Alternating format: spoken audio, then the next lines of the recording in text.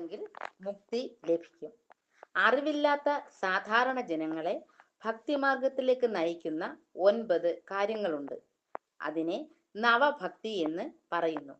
ശ്രവണം, കീർത്തനം, സ്മരണം, സേവനം, പൂജനം, നമസ്കാരം, ദാസ്യം, സഖ്യം, അർപ്പണം ഇവയാണ് നവഭക്തി.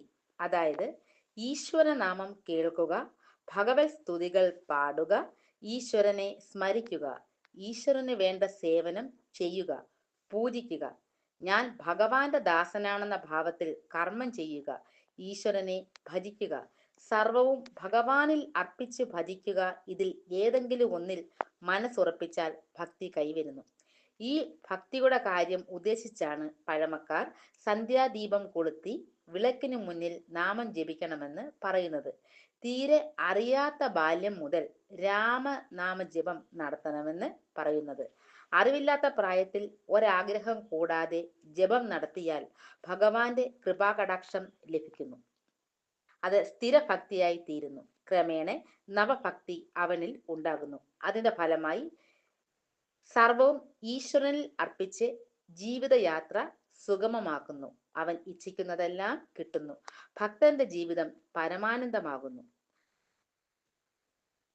നിശ്ചല ഭക്തി കാരണം ഭഗവത് പ്രസാദം അവനിൽ നിഷ്പൃപ്തമാണ്.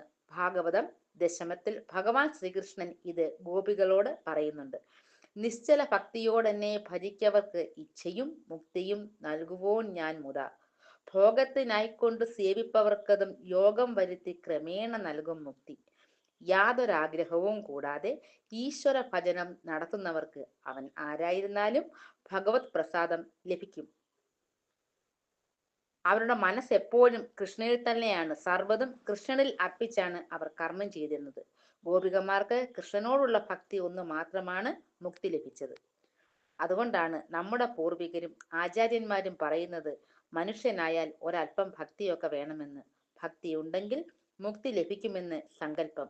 അതുകൊണ്ടാണ് പൂർവികർ കുഞ്ഞുനാൾ മുതൽ നാമം ജപിക്കാൻ കുഞ്ഞുങ്ങളെ പ്രേരിപ്പിക്കുന്നത്. ഹരേ കൃഷ്ണ.